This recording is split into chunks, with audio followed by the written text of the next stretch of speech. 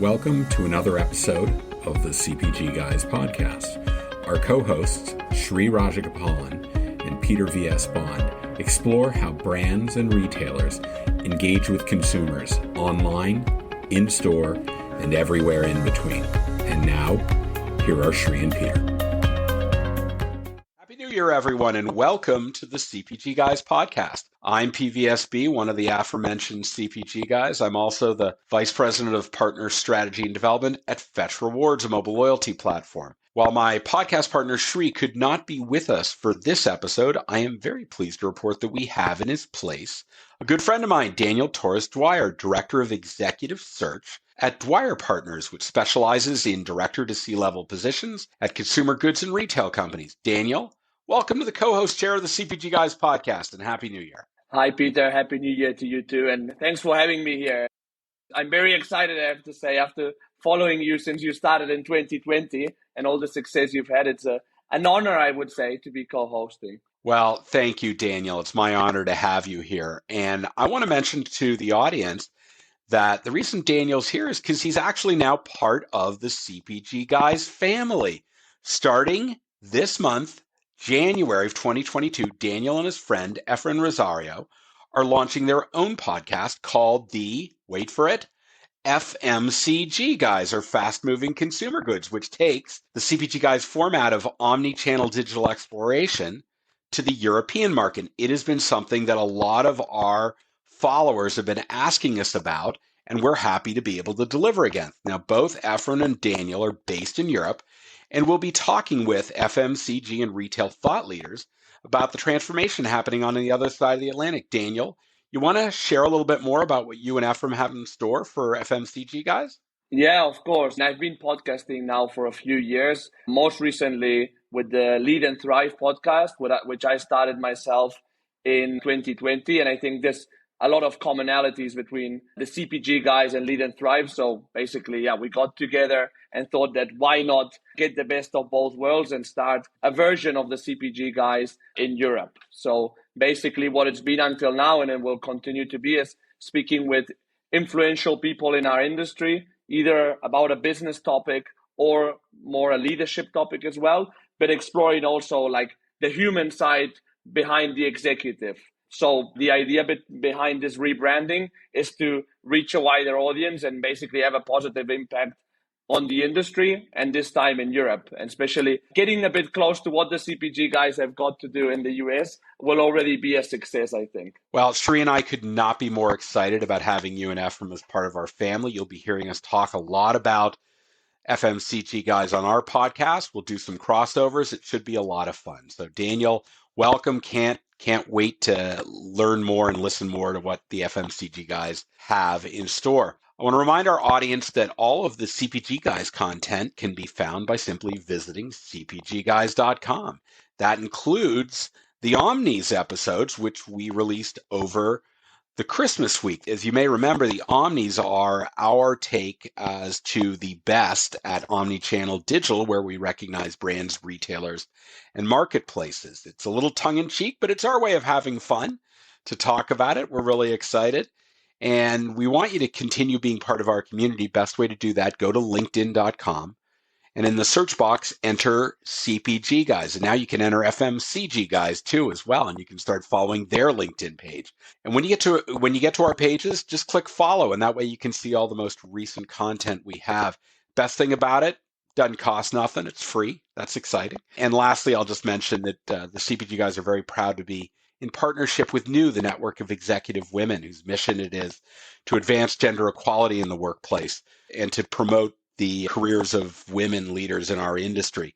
So the best way to learn more about NEW is to visit newonline.org/CPG Guys, and you can learn all about how you can become involved in this extremely worthwhile community. We highly recommend NEW as an organization. All right, let's get down to our episode today. The topic, it's one that we love to explore very frequently. It's data and analytics. We've said on this podcast many times before that data is one of the most valuable commodities in CPG. And when converted to actionable insights, it really is the game changer for brand equity growth. We've had others on the show, earlier episodes, talk about the role of data and how the future of insights will be shaped by scale and speed. This is the second episode in a two-part series where the CPG guys have partnered with Tiger Analytics, an advanced analytics and AI consulting company enabling enterprises to generate business value through data. The emergence of a new C-level title, the Chief Analytics Officer, is just one indication of how serious an attention the space has gained. The emergence of open source big data and data science innovations has now triggered a second wave in the analytics space, increasing in magnitude of positive impact delivered to businesses. Acquiring, storing, and processing growing volumes of data, structured investigation to discover insights, advanced analytics, and machine learning driven decisions in an end-to-end pipeline that brings it all together can unlock hidden avenues of incremental value, optimize costs, and free cash flows for businesses. That is really the mission behind Tiger Analytics. Returning for today's episode from episode 1 is Tiger Analytics Chief Customer Officer, Kishor Gummaraju, and joining him, Paola Peretti, Vice President of Consumer and Digital Experience at Mars. So please join Daniel and me in welcoming to the podcast Kishor and Paola. Greetings. How are you doing today? Excellent. Thank you very much for having us, Peter and Daniel. Thanks a ton for having us over at the CPG Guys. It's a privilege, and wish you and the listeners a very, very happy and prosperous 2022. And Daniel, congratulations on the launch of FMCG Guys. It's great that we'll be on the first episode literally on the first week of January. Thank you. Thank you. Hey, Paola. Hello, thank you so much. I will start by saying, are we ready for the 2022? That will definitely be the year of even more data, even more Web 3.0, and merging physical and virtual to unlock potential opportunities for our CPG brands. That's wonderful. That's great. Before we get to the questions, Kishor, would you please tell us a little bit about where our audience can learn more about Tiger Analytics, their value proposition for clients, and would you just briefly go over what your omni-channel offerings are? So, Peter, just to remind the audience, we are Tiger Analytics, the fastest growing AI and analytics services provider, with a mission of enabling an always-on enterprise where enterprise action is powered by data and insights. We are a team of 1,600 plus data scientists, data, ML, AI engineers, information architects, domain experts, design thinkers, and visualization specialists, and are growing at over 100% year on year. We help our clients realize value from data through execution of projects, custom insight applications. We establish COEs and are part of client teams and with the capabilities around analytics, data engineering, and ML. And finally, we help establish strategic roadmaps for insight capabilities as well. More than 45% of our business is CPG and retail, and therefore Omnichannel is a big part of what we do. As part of Omnichannel offerings, we have a solution called Omnichannel Brain, which are analytic solutions, and Omnichannel Data Foundation, which brings multiple data sources together. You can learn more about us on Tiger Analytics at www.tigeranalytics.com and our Omnichannel offerings at tigeranalytics/Omnichannel. That's terrific. Thank you for that, Kishor. You did use one acronym, COE. I'll let our audience know that's Center of Excellence. If in case anyone wants to know, Paola, I'll let you know that on this podcast, whenever anyone uses an acronym, we usually ask them to break that down so that everyone in the audience can come along for the journey on us. But thank you for that, Kishor. I'm going to include in the digital liner notes of this podcast episode links to Kishor's LinkedIn profile, Paola's LinkedIn profile, and to the two URLs that Kishor mentioned for Tiger Analytics. So make sure you visit the actual episode liner notes. You'll find the hyperlinks. No need to write them down. Easy to find there. So let's get into the questions for today. We've got some pretty terrific ones and can't wait to hear from everybody. I'm going to kick it off, and it's going to go to Paola. So Paola, of course, welcome again to the podcast. You are currently serving as the Vice President of Digital and Consumer Experience at Mars. Can you help us understand your journey so far, and what is the functional capabilities that you are looking to deliver to the Mars organization in your current role? Thank you so much. And yes, let me say first that I'm a lucky person. I built my entire career across three magic dots that I try to connect it all the time. Data from one side, design on the other side, and dreams on the top. I have worked for absolutely amazing consumer brands within 5 countries, 2 continents, and actually across 5 different categories within CPG, but not only fashion, luxury, and also retail. So very quickly, I worked from the media industry and led Vogue as CMO in an era where content was the product and where digital was not yet as important as right now. And then I moved into digital marketing, leading Europe, Africa, and Middle East for Electrolux, so in major appliances. And then I finally joined Mars first as the lead of the first digital business unit across all segments and across the 6 major markets.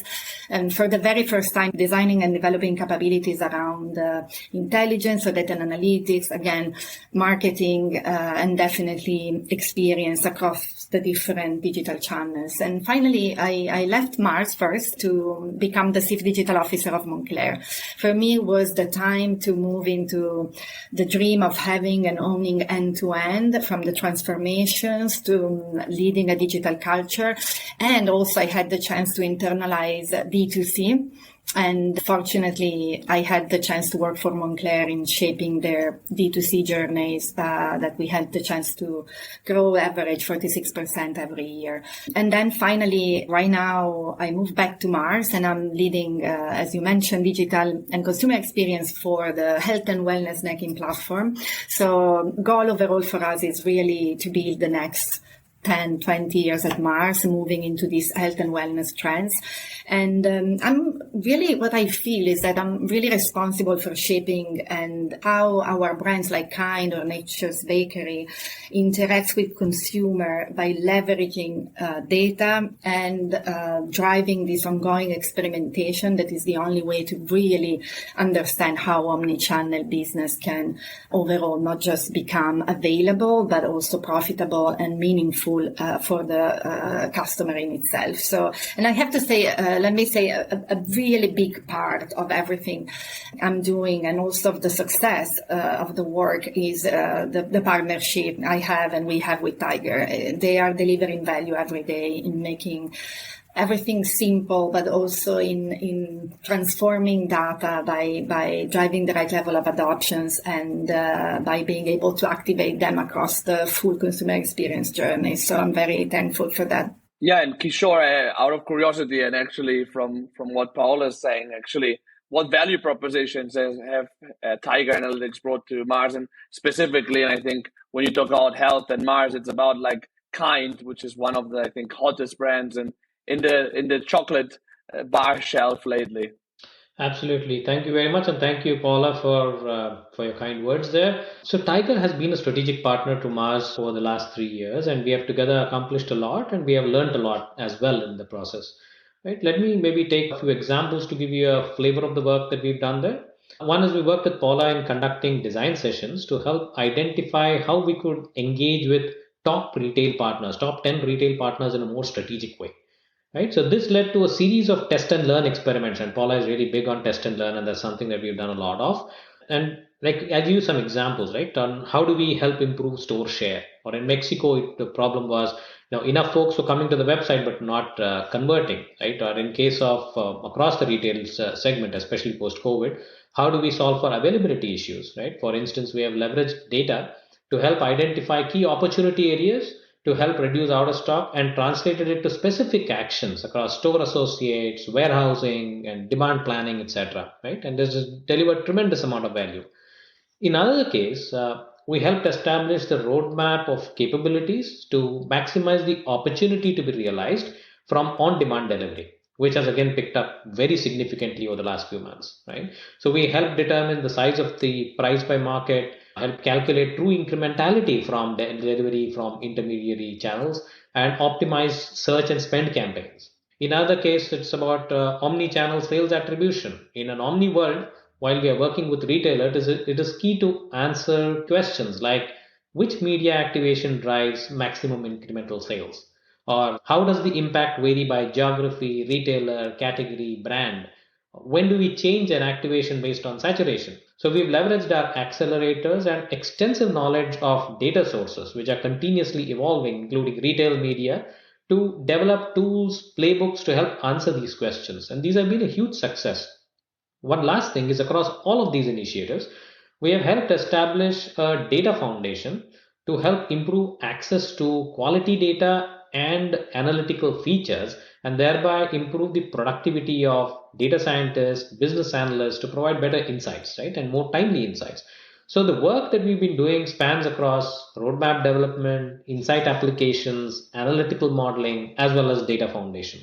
Thank you, Kishor, and that really sounds fantastic. Paola, what are some of the best examples where you have seen data being used as a strategic asset at Mars?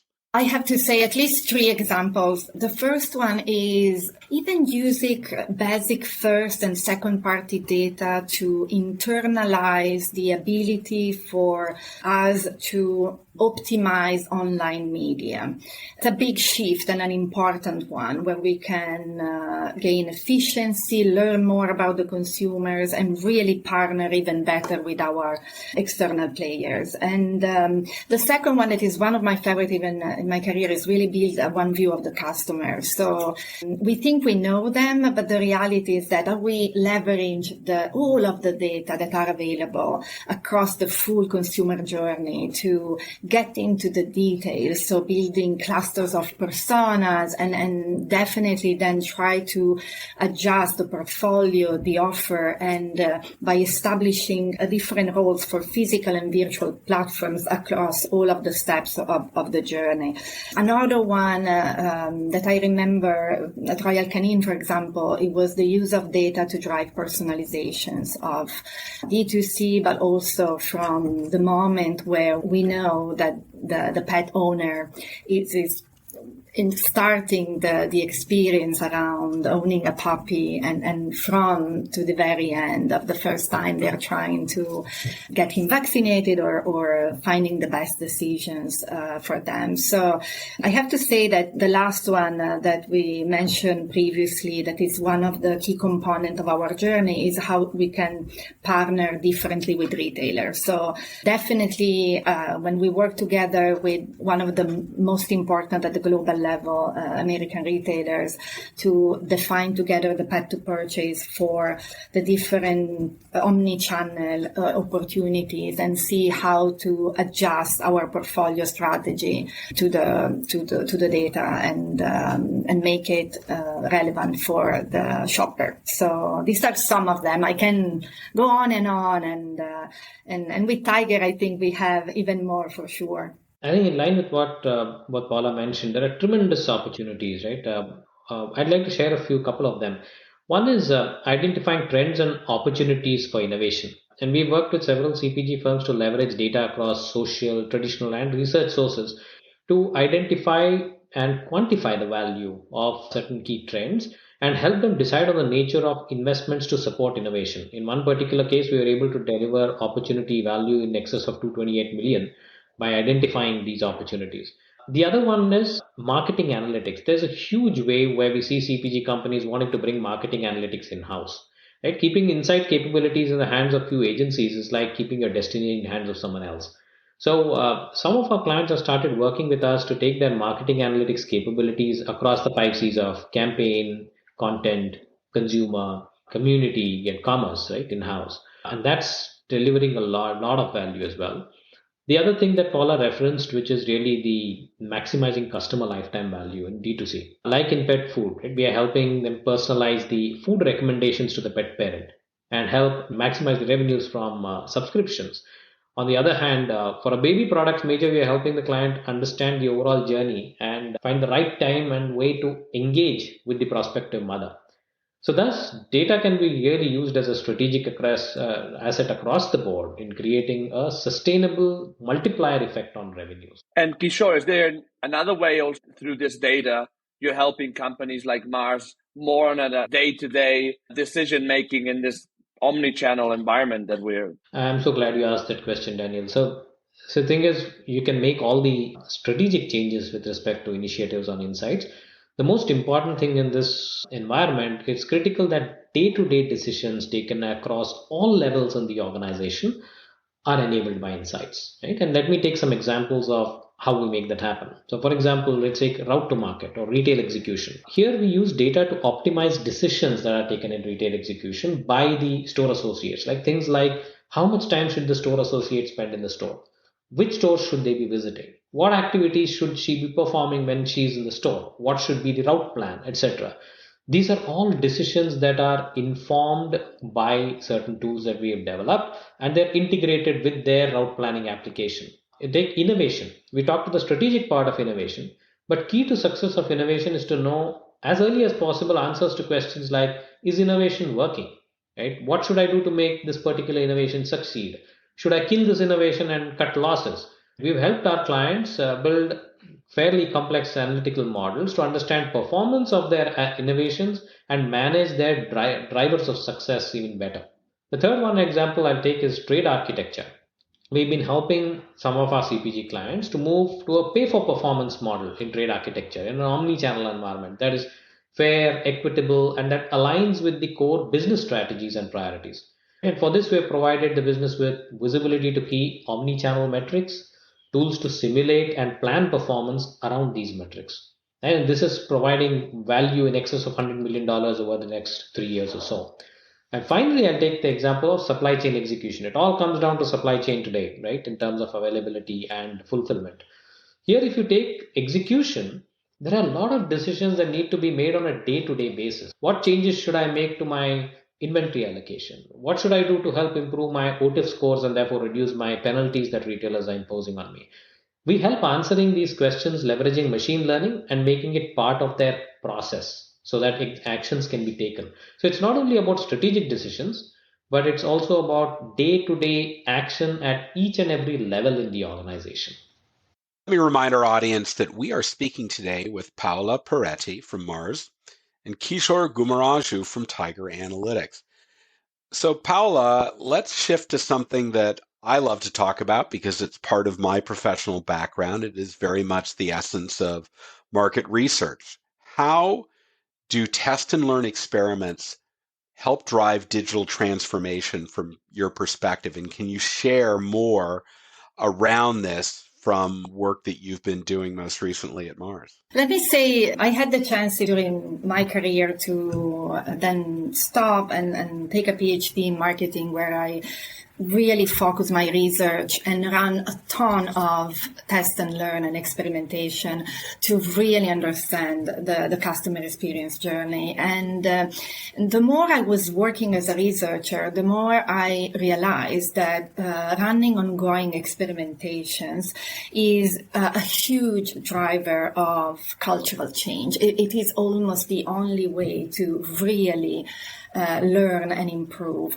So especially the last couple of years at Mars, we work a lot on moving from like products and brands and to experiences. So what does it mean? It means running experimentations on content. So asking ourselves and finding within the data the answers to some of the key questions. How do they react to the content? And what is the level of engagement? And what are their specific preferences, and to really tailor the content across the channels to what the consumers want and not just what we think is correct from a brand perspective. The second, and it's one of my favorite as an example, is around search behavior trends.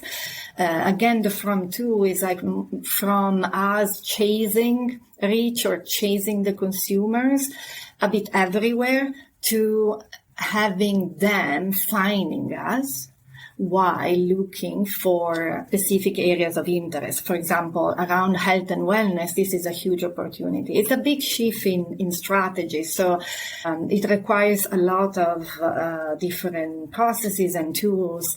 And the experimentations facilitate that change and that transformations. And the final one, I have to say, is really from the experimentation around D2C. D2C in CPG, it was still used a bit it in silos as a channels where you can sell or interact on a community level with key consumers, and we move to use it as an experiment lab and really test product innovations and test different concepts and formats, but also test how to connect with other retailers to make the omni-channel experience truly consumer-centric. Paola is really big on test and learn as a means to drive change and value. And what we've done is we at Tiger have actually established a test and learn platform solution that we help define, control test groups, in a scientific manner, help evaluate performance, tabulate the results, and leverage them. Most importantly, leverage meta learnings across various experiments and studies, right? So that they can be used on a continual basis to deliver value.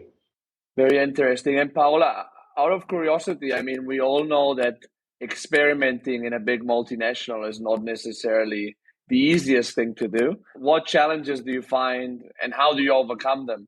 Yeah, no, thank you so much, Daniel. Yes, it is incredibly hard. And I have to say, one of the key advice that I have is truly to find the right partner, and not because it's here, but Tiger definitely allow me and the team to raise the bar of our experimentations in a very natural, spontaneous, and in a true and really partnership way that is quite rare in this space. And so even thanks to them, I think we increase speed. Speed is number one challenge in CPG big corporations. And it's really, we have to adjust to the consumers and what they need. And I have to say, in partnership with Tiger, we speed up 3 times probably thanks to the experimentations. The second one I think is around accountability. So sometimes we spend more time internally to drive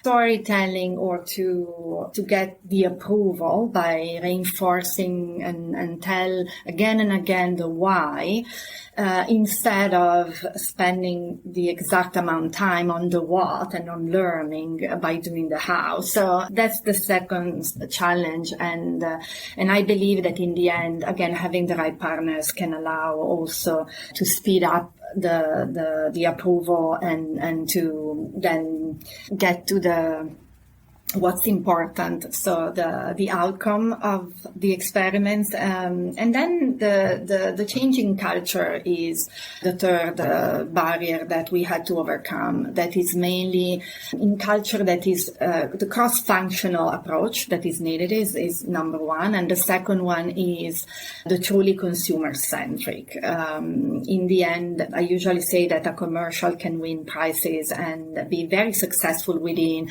the expert community, but can definitely completely fail at the consumer's level. And that's important to consider both into account in delivering our plans. So Kishor, a lot of the things that Paola just mentioned are very much internal to the organization. How does Tiger Analytics help in overcoming the challenges that she just outlined?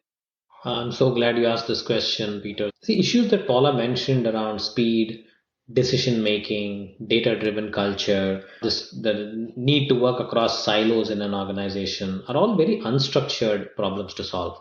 Hence, it needs a combination of art and science to solve this. It's not just about building analytical models. And so the key challenge is how might we make the change happen and realize value as we are making it happen. It's not about a 18-month, 24-month transformation. It's something that you need to be delivering value so that you take people along with you. And for this, we do 3 things. One is human-centric design, which is we leverage design thinking as an approach in all our engagements so that, like Paula mentioned, right, we frame the right problems to solve. Why are we solving something? What is the problem really that we want to solve for, rather than just building a model? And then solve for them with empathy, creativity, and imagination at the center. And that's the core of it, right? So that we are creating something unique with competitive advantage.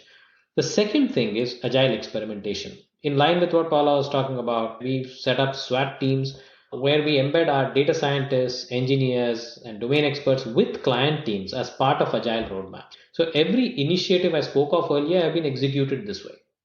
The third thing is data science and engineering accelerators. Now, these are code templates that we bring with us. So these help in reducing the time to market of solutions by over 50 to 60%.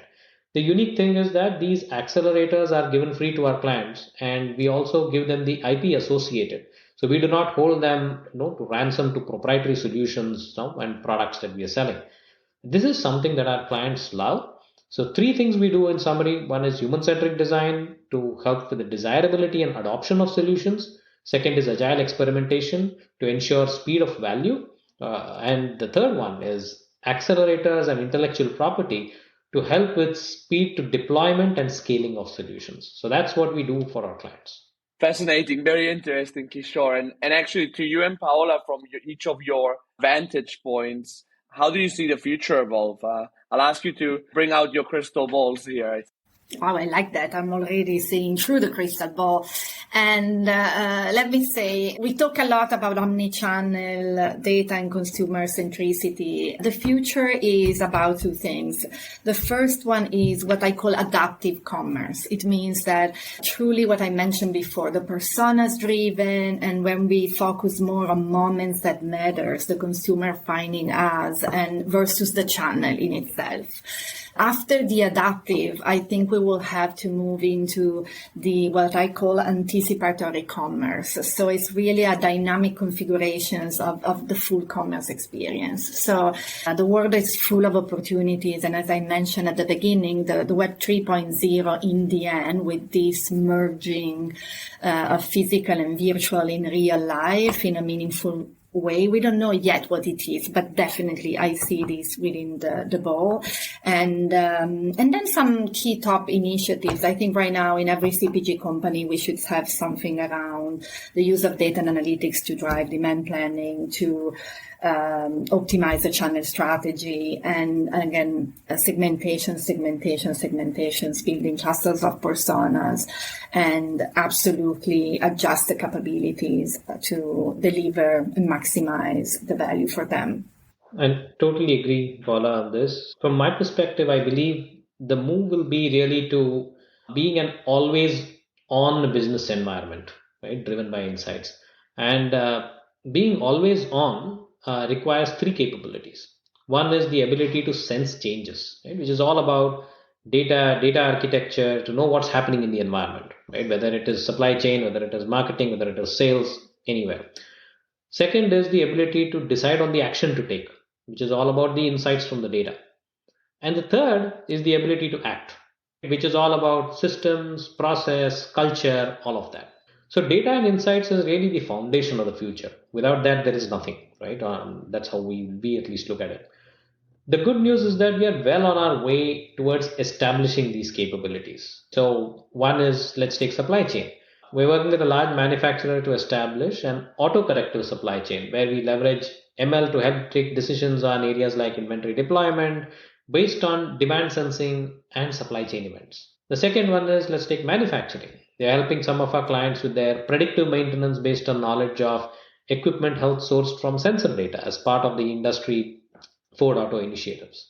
Omni Channel analytics, we talked a lot about it before. So we are helping CPG companies bring all their raw data sources like retail media, offline media, syndicated, POS, trade, to deliver insights and enable great consumer experiences that Paola was talking about.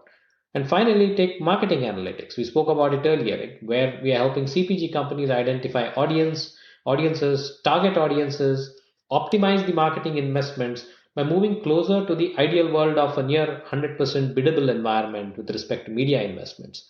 So action is already there. I think many of the leading companies are on their journey towards this, and therefore the dream of an always-on enterprise is the way I look at it through my crystal ball. From my perspective, your crystal balls seem to be operating on full cylinders, because those were some really great responses. Paola, I particularly like the anticipatory commerce perspective. That's going to keep my mind running for the rest of the day.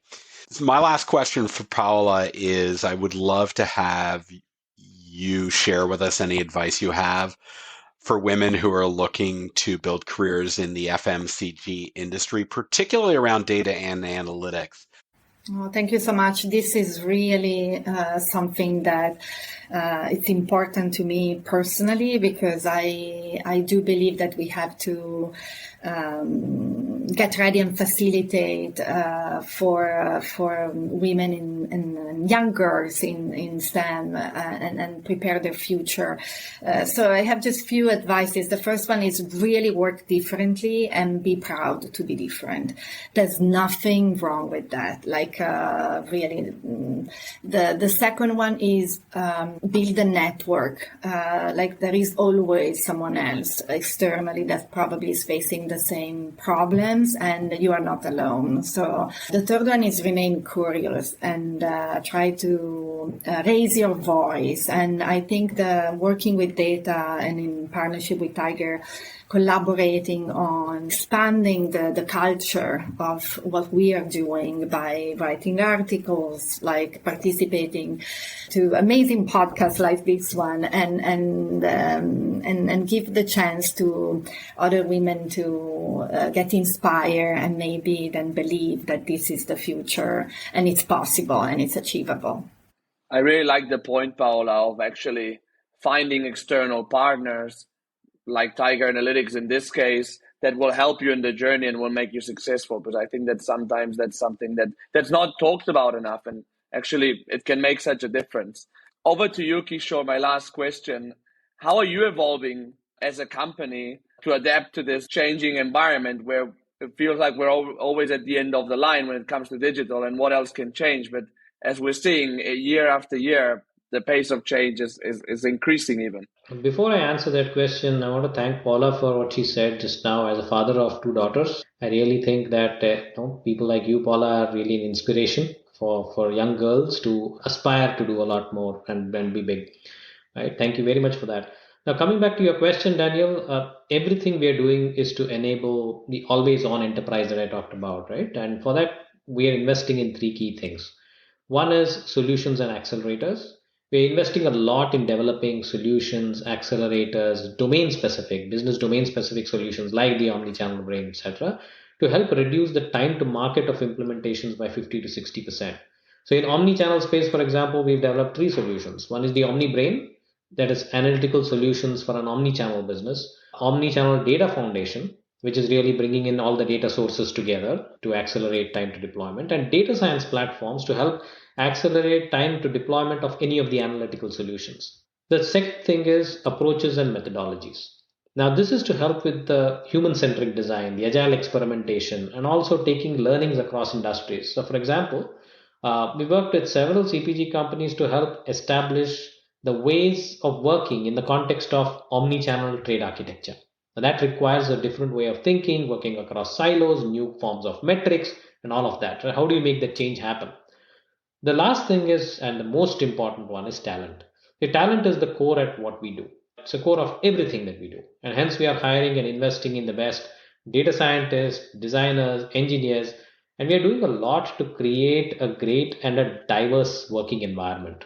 Right? So if you think you have the background and want to be part of a very exciting journey of the fastest growing AI and analytics services firm, send me an email at kishore_Gummaraju@tigeranalytics.com and refer the CPG guys or connect with me on LinkedIn. We'll be really glad to connect with you.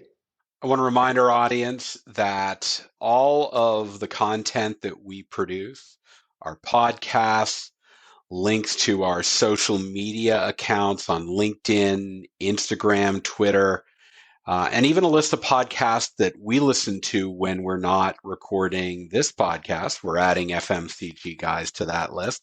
You can get it by just going to cpgguys.com. And of course, we are an audience-driven podcast. What that means is we want to speak with great people like Paola and Kishor, people that are interesting to you. The best way you can let us know the topics and people you want us to talk to is just go to ratethispodcast.com/CPG guys. Choose the Apple platform and leave a review. That's honestly the best way for you to reach us. You can also reach out through our connections on LinkedIn that you can find on CPG Guys. I really want to thank Kishor and Paola for appearing on the podcast today.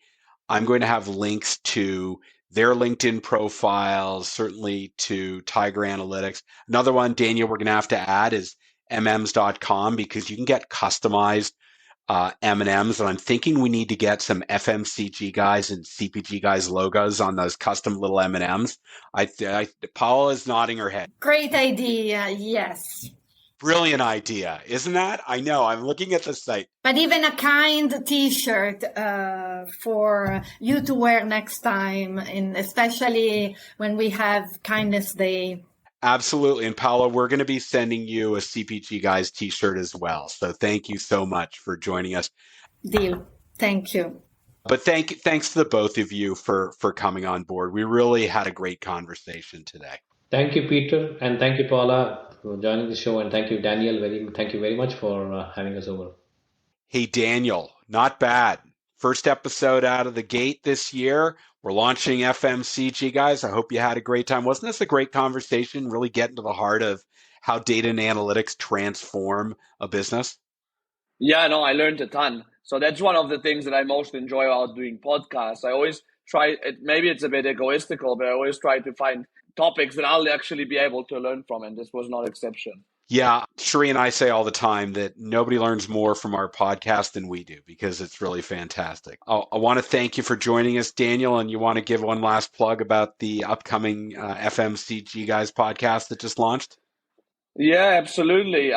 It should be already available on your favorite podcast platform. Just search for FMCG Guys. If you search the same thing on LinkedIn, you'll also find our page. And you can also find us on our website, fmcgguys.com. You'll already find new content of the new podcast, but also in the same FMCG Guys podcast, you'll find legacy interviews, if you like, of the Lead and Thrive podcast as well on the same page. All right. Well, thank you for that, Daniel. We are so excited to have you and Ephraim as part of our family. To our audience, I want to thank you for joining us, and we look forward to speaking with you on the next episode of the CPG Guys podcast. Goodbye and Happy New Year.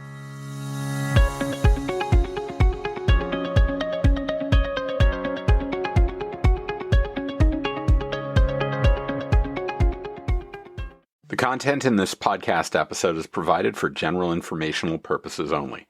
By listening to our episode, you understand that no information contained in this episode should be construed as advice from CPG Guys LLC or the individual author, hosts, or guests, nor is it intended to be a substitute for research on any subject matter. Reference to any specific product or entity does not constitute an endorsement or recommendation by CPG Guys LLC.